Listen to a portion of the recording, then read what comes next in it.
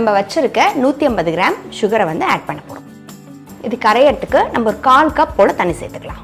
சக்கரை பாகு சிம் ஃபயரில் தான் ரெடி ஆகணும். இப்போ வந்து பார்த்திங்கன்னா நமக்கு வந்து நல்லா சக்கரை கரைஞ்சி கொதிக்க ஆரம்பிச்சிருச்சு. இந்த ஸ்டேஜில் நம்ம வச்சுருக்க 50 கிராம் கோவாவை நல்லா உதிர்த்துட்டு நம்ம சேர்த்துக்கலாம். இப்போ பார்த்தீங்கன்னா நமக்கு வந்து ஒரு கம்பி பதம் நமக்கு நிற்க ஆரம்பிச்சிருச்சு. கோவா சேர்த்துருக்கோங்கிறதுனால நமக்கு வந்து ப்ராப்பராக அது தெரியாது. கன்சிஸ்டன்சி வந்துருச்சு அப்படின்னோடனே நீங்கள் நம்ம வச்சுருக்க டெசிகேட்டட் கோகோனட்டை ஆட் பண்ணிடுங்க. கொஞ்சமாக கலர் ஆட் பண்ணிக்கலாம். ஒரு 10 மினிட்ஸ் நமக்கு வந்து இது அடுப்பில் இருக்கணும். இப்போ பர்ஃபிக்கான அந்த மிக்சர் வந்து பார்த்திங்கன்னா நல்லா நமக்கு திக்காக சாலிடாக நல்லா கெட்டியாக ஆகிடுச்சு. ஸோ இப்போ நம்ம இதை ஆஃப் பண்ணிவிட்டு அதுக்கப்புறமா இதில் பைனாப்பிள் எசன்ஸ் ஆட் பண்ணிக்கலாம். இப்போ நமக்கு பைனாப்பிள் பர்ஃபியோடைய ப்ரிப்ரேஷன் முடிஞ்சிருச்சு. இப்போ இதை வந்து நம்ம ரெடி பண்ணி வச்சுருக்க ஏற்கனவே நம்ம நெய் தடவி க்ரீஸ் பண்ணி வச்சுருக்க ட்ரேயில் வந்து நம்ம இதை பீசஸ் போடுறதுக்காக ரெடி பண்ண போகிறோம்.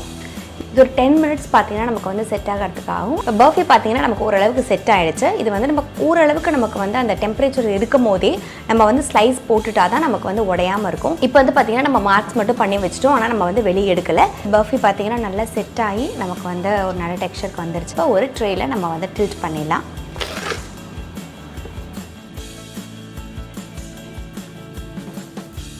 இப்போ நம்ம பண்ணிட்டு இருந்த பைனாப்பிள் கோகோனட் பர்ஃபி பார்த்திங்கன்னா சூப்பராக ரெடி ஆகிடுச்சுங்க.